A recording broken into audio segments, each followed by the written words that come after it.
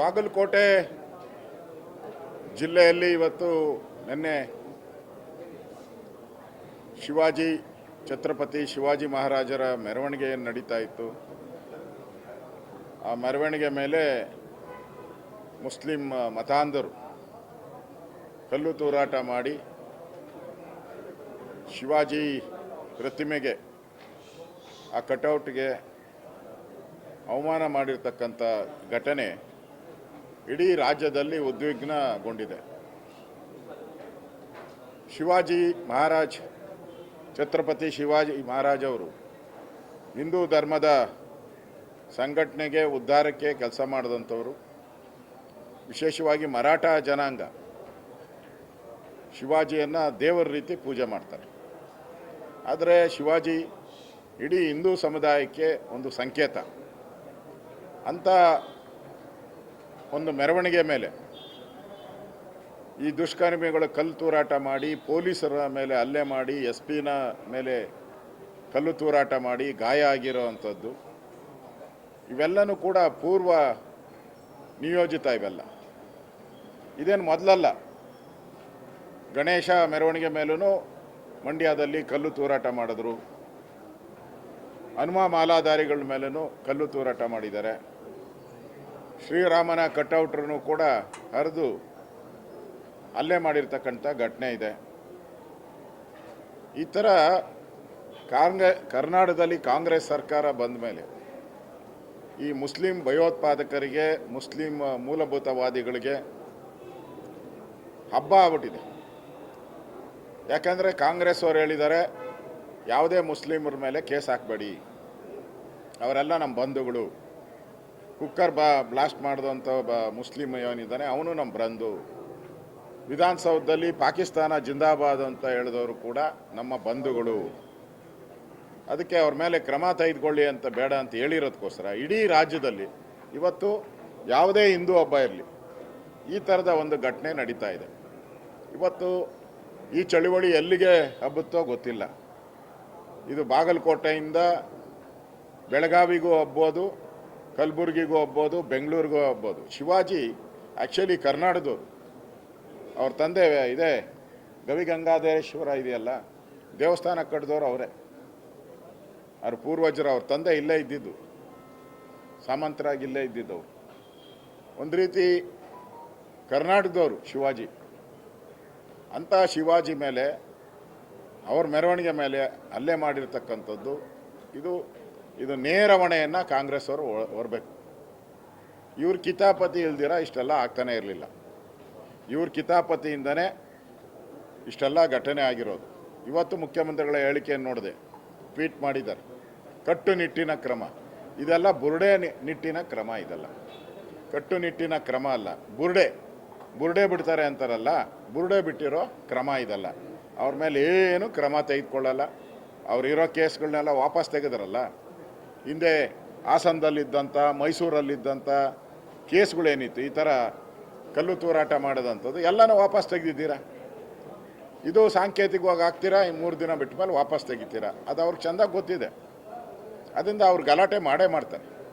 ಅದರಿಂದ ಈ ಸರ್ಕಾರ ಹಿಂದೂಗಳ ದ್ವೇಷಿ ಸರ್ಕಾರ. ಇದು ಅಖಂಡ ಹಿಂದೂಗಳು, ಯಾರು ದಲಿತರಿದ್ದಾರೆ, ಯಾರು ಹಿಂದುಳಿದವರಿದ್ದಾರೆ, ಯಾರು ಮುಂದುವರೆದಿದ್ದಾರೆ, ಎಲ್ಲ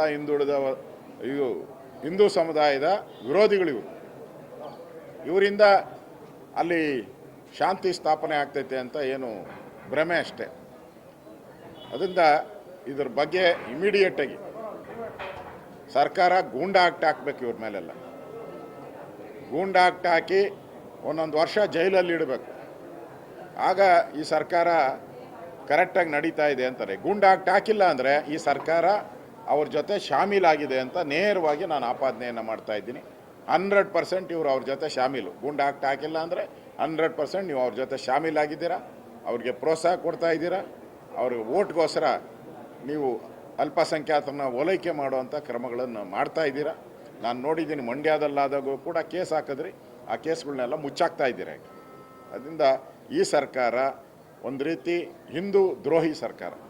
ಇದನ್ನು ಖಂಡಿಸ್ತೀನಿ. ಈ ಘಟನೆಯನ್ನು ಯಾರು ಶಿವಾಜಿಯನ್ನು ಪ್ರೀತಿ ಮಾಡ್ತಾರೆ ಅವರೆಲ್ಲ ದಯವಿಟ್ಟು ಶಾಂತತೆಯಿಂದ ಶಾಂತಿಯನ್ನು ಕಾಪಾಡಬೇಕು ಅಂತೇಳಿ ನಾನು ಆ ಸಮಾಜ, ಮರಾಠ ಸಮಾಜ ಇರ್ಬೋದು, ಹಿಂದೂ ಸಮಾಜ ಇರ್ಬೋದು, ಇರ್ತಕ್ಕಂಥ ಎಲ್ಲ ಜಿಲ್ಲೆಗಳಲ್ಲಿರ್ತಕ್ಕಂಥ ನೆನ್ನೆ ತಾನೇ ಶಿವಾಜಿ ಜಯಂತಿಯನ್ನು ನಾವೆಲ್ಲ ವಿಜೃಂಭಣೆಯಿಂದ ನಾವು ಮಾಡಿದ್ರಿ. ಇಲ್ಲಿ ಇಡೀ ದೇಶದಲ್ಲಿ ಶಿವಾಜಿ ಜಯಂತಿ ಆಚರಣೆ ಆಗಿದೆ. ನೆನ್ನೆ ನಾನು ಹೋಗಿದ್ದೆ ಮಲ್ಲೇಶ್ವರ ಇದಕ್ಕೆ.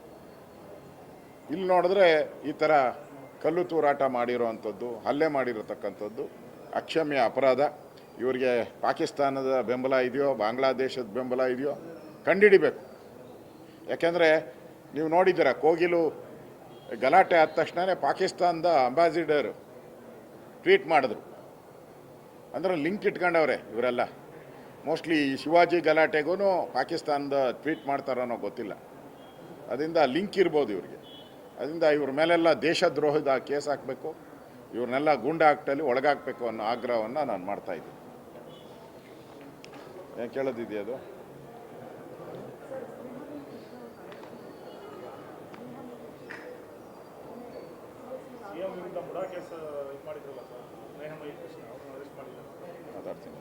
ಮಾತಾಡ್ತೀನಿ. ಗೋವಿಂದರಾವ್ ವರದಿಯನ್ನು ಸರ್ಕಾರ ತಗೊಂಡಿದ್ದಾರೆ, ರಿಸೀವ್ ಮಾಡಿದ್ದಾರೆ. ಆ ಗೋವಿಂದರಾವ್ ಹಿಂದೆ ನಂಜುಂಡಪ್ಪ ವರದಿ ಏನಿತ್ತು, ಆ ನಂಜುಂಡಪ್ಪ ವರದಿಯಲ್ಲಿ ಕರ್ನಾಟಕದಲ್ಲ ಯಾವ್ಯಾವ ಬ್ಯಾಕ್ವರ್ಡ್ ಇದೆ ಅಂತೇಳಿ ಘೋಷಣೆ ಆಗಿತ್ತು. ಈಗ ಪ್ರೊಫೆಸರ್ ಗೋವಿಂದರಾವ್ ಅವರ ವರದಿಯಲ್ಲಿ ಆ ಬ್ಯಾಕ್ವರ್ಡ್ ತಾಲೂಕುಗಳು ಇನ್ನೂ ಜಾಸ್ತಿ ಆಗಿದೆ. ಸೊ ಅವ್ರು ರೆಕಮೆಂಡೇಶನ್ ಮಾಡಿದ್ದಾರೆ. ಅಸಮತೋಲನ ಆಗಿದೆ, ಅದನ್ನು ಸರಿ ಮಾಡಬೇಕಾದ್ರೆ ಹಣವನ್ನು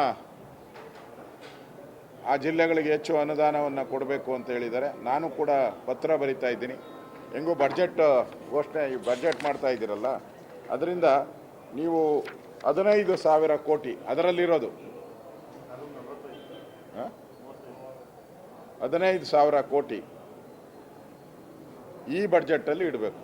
ಮುಂದಿನ ಬಡ್ಜೆಟಲ್ಲಿ 15, ಈ ಥರ 45,000 ಕೋಟಿ ಕೊಡಬೇಕು ಅಂತ ವರದಿಯಲ್ಲೇ ಹೇಳಿದೆ. ಪ್ರೊಫೆಸರ್ ಗೋವಿಂದರಾವ್ ವರದಿಯಲ್ಲೇ ಹೇಳಿದ್ದಾರೆ. ಅದರಿಂದ ನಾನು ಆಗ್ರಹ ಮಾಡ್ತಾ ಇದ್ದೀನಿ, ಮೊಸಳೆ ಕಣ್ಣೀರು ಸುರಿಸಬೇಡಿ. ನೀವು ಮೊಸಳೆ ಕಣ್ಣೀರು ಸುರಿಸೋದ್ರಿಂದ ಏನು ಉಪಯೋಗ ಇಲ್ಲ. ಅದರಿಂದ ನೀವು ಈ ಬಡ್ಜೆಟಲ್ಲಿ ವರದಿ ಬಂದಿರೋ ಪ್ರಕಾರ 45,000 ಕೋಟಿ 3 ವರ್ಷದಲ್ಲಿ ಕೊಡಬೇಕು ಅಂತ ಹೇಳಿದ್ದಾರೆ. ಈ ವರ್ಷ 15,000 ಕೋಟಿಯನ್ನು ನೀವು ಮೀಸಲಿಡಬೇಕು. ಇಲ್ಲ ಅಂತ ಹೇಳಿದ್ರೆ ನೀವು ಉತ್ತರ ಕರ್ನಾಟಕದ ವಿರೋಧಿಗಳು ಅಂತೇಳಿ ರಾಜ್ಯದ ಜನ ತೀರ್ಮಾನವನ್ನು ಮಾಡ್ತಾರೆ.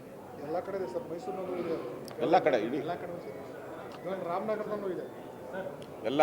ಒಂದು ಗಂಭೀರ ಪ್ರಕರಣ. ಮುಖ್ಯಮಂತ್ರಿ ಮೇಲೆ ಮೂಡಾ ಪ್ರಕರಣ ದಾಖಲು ಮಾಡುವಂಥ ವ್ಯಕ್ತಿನ ಕೋರ್ಟ್ ಆವರಣದಿಂದ ಅರೆಸ್ಟ್ ಮಾಡ್ಕೊಂಡು ತೆಗೆದುಕೊಂಡು ಹೋಗಿದ್ದಾರೆ. ಪ್ರಕರಣ ಇದು ದುರಾಡಳಿತದ ಪರಮಾವಧಿ. ಹಿಂದೆ ದೇಶದ ಮೇಲೆ ಎಮರ್ಜೆನ್ಸಿ ತಂದು ದೇಶವನ್ನು ಹಾಳು ಮಾಡಿದಂಥ ಕಾಂಗ್ರೆಸ್ ಅವರು ಈಗ ಕರ್ನಾಟಕದಲ್ಲೂ ಒಂದು ರೀತಿ ಎಮರ್ಜೆನ್ಸಿ. ಕೋರ್ಟ್ ಆವರಣದಲ್ಲೇ ಯಾರು ಸತ್ಯಕ್ಕೋಸ್ಕರ ಹೋರಾಟ ಮಾಡ್ತಾಯಿದ್ರು, ನ್ಯಾಯಕ್ಕೋಸ್ಕರ ಹೋರಾಟ ಮಾಡ್ತಾಯಿದ್ರು. ನಾವು BJP ಕೂಡ ಬೆಂಗಳೂರಿಂದ ಮೈಸೂರವರೆಗೂ ಪಾದಯಾತ್ರೆಯನ್ನು ನಾವು ಮಾಡಿದ್ರಿ. ಅದಾದಮೇಲೆ ಸಾವಿರಾರು ಕೋಟಿ ಬೆಲೆ ಬಾಳ್ತಕ್ಕಂಥ 14 ಸೈಟ್ಗಳನ್ನು ಕೂಡ ವಾಪಸ್ ಸರ್ಕಾರಕ್ಕೆ ಬಂದಿದೆ. ED ಅವರು ಕೂಡ ಸುಮಾರು 300 ಕೋಟಿಗೂ ಹೆಚ್ಚು ಹಣವನ್ನು ಸೀಸ್ ಮಾಡಿದ್ದಾರೆ. ಸಾವಿರಾರು ಸೈಟ್ಗಳನ್ನು ಸೀಸ್ ಮಾಡ್ತಾ ಇದ್ದಾರೆ. ಈಗ ಅಂದರೆ ಸರ್ಕಾರದ ಬೊಕ್ಕಸಕ್ಕೆ ಸಾವಿರಾರು ಕೋಟಿ ರೂಪಾಯಿ ವಾಪಸ್ ಬಂದಿದೆ. ಇದಕ್ಕೆ ಮೂಲ ಕಾರಣ ಅಂದರೆ ಸ್ನೇಹಮಯಿ ಕೃಷ್ಣ ಅವರು ಫಸ್ಟು ಕೇಸಲ್ಲಿ ದಾಖಲು ಮಾಡಿದ್ರು.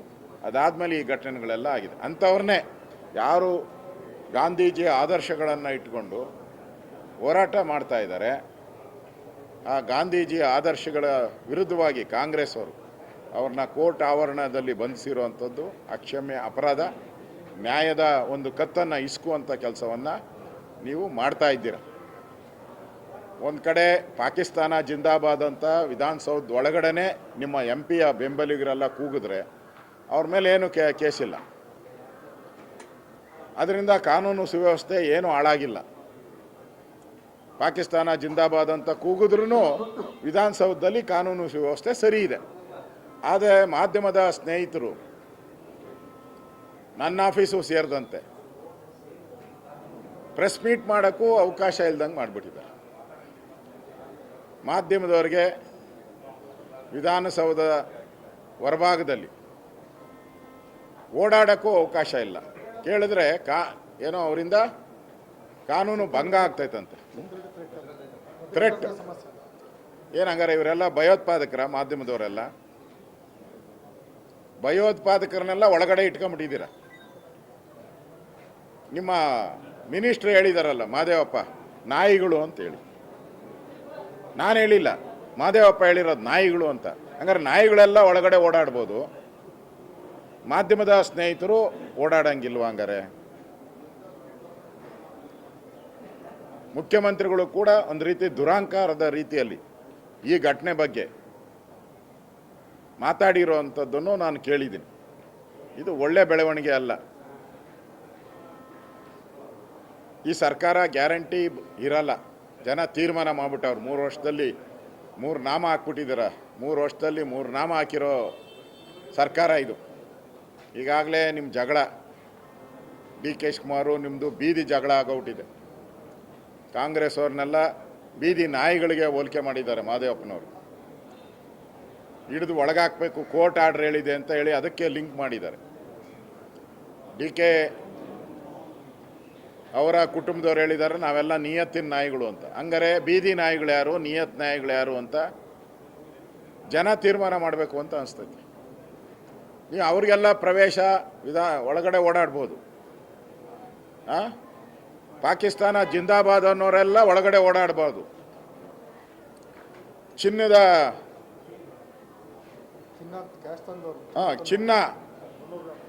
300 ಗ್ರಾಮ್ ಚಿನ್ನ ತಂದವರು ಒಳಗಡೆ ಓಡಾಡ್ಬೋದು. ಕ್ಯಾಶ್ ಮಂತ್ರಿಗಳ ಚೇಂಬರಲ್ಲಿ ಕ್ಯಾಶ್ ಇಟ್ಟವರು ಕೂಡ ಒಳಗಡೆ ಓಡಾಡ್ಬೋದು. ಆದರೆ ಮಾಧ್ಯಮದವರು ಮಾತ್ರ ಓಡಾಡಬಾರ್ದು.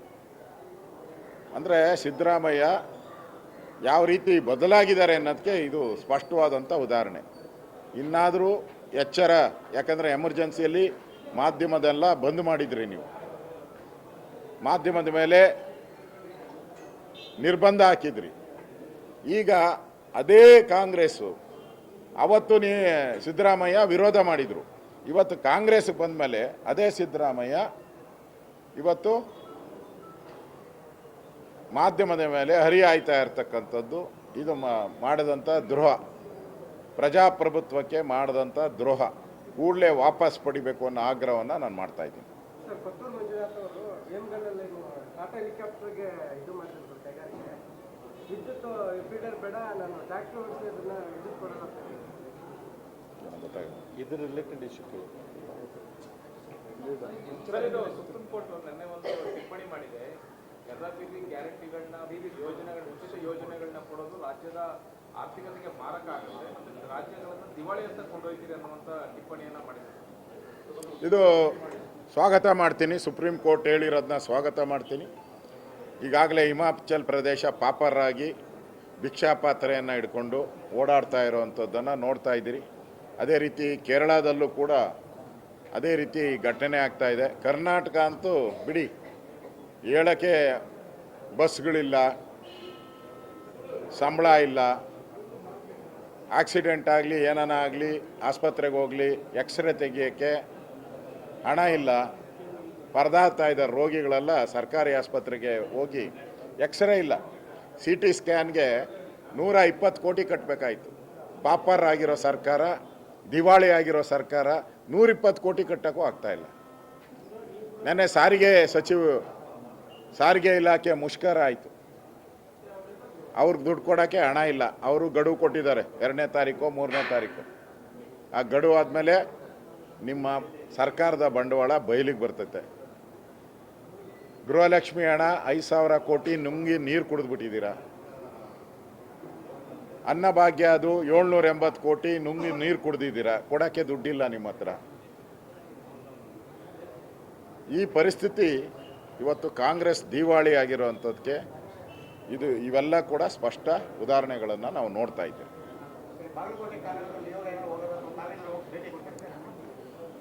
ಮಾತಾಡ್ತೀನಿ ನಾನು.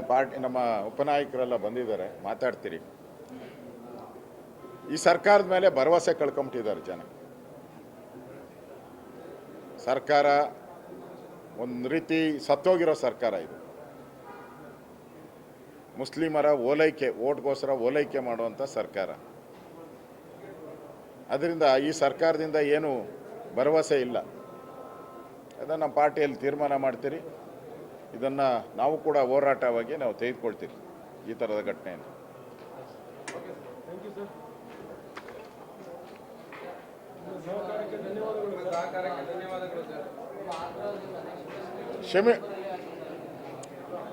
ಕ್ಷಮಿಸಿಬಿಡಿ. ಬೀದಿಯಲ್ಲಿ ಪ್ರೆಸ್ ಮೀಟ್ ಮಾಡಿದ್ದಕ್ಕೆ ನನ್ನನ್ನು ಕ್ಷಮಿಸಿಬಿಡಿ. ಸಿದ್ದರಾಮಯ್ಯನವರ ಕೃಪಾ ಕಟಾಕ್ಷದಿಂದ ಬೀದಿಯಲ್ಲಿ ಪ್ರೆಸ್ ಮೀಟ್ ಮಾಡುವಂಥ ಅವಕಾಶ ಯಾವತ್ತೂ ಕರ್ನಾಟಕದ ಇತಿಹಾಸದಲ್ಲಿ, ಮೊದಲ ವಿಪಕ್ಷ ನಾಯಕರು ನೀವೇ ಸರ್. ಕರ್ನಾಟಕದ ಇತಿಹಾಸದಲ್ಲಿ ಸ್ವಾತಂತ್ರ್ಯ ಬಂದು ಇಷ್ಟು ವರ್ಷ ಆದರೂ ಕೂಡ ಕರ್ನಾಟಕದ ಇತಿಹಾಸದಲ್ಲಿ ಬೀದಿಯಲ್ಲಿ ಪ್ರೆಸ್ ಮೀಟ್ ಮಾಡೋ ಪರಿಸ್ಥಿತಿ ನಮ್ಗೆ ಬಂದಿಲ್ಲ. ಸಿದ್ದರಾಮಯ್ಯನವರ ವರಪ್ರಸಾದದಿಂದ ಬೀದಿಯಲ್ಲಿ ಪ್ರೆಸ್ ಮೀಟ್ ಮಾಡೋ ಪರಿಸ್ಥಿತಿ ಬಂದಿದೆ. ಇದಕ್ಕೆ ಕಾರಣ, ನೇರ ಕಾರಣ ಸಿದ್ದರಾಮಯ್ಯನವರೇ. ಈ ಶಾಪ ಅವರಿಗೆ ತಟ್ಟಲಿ.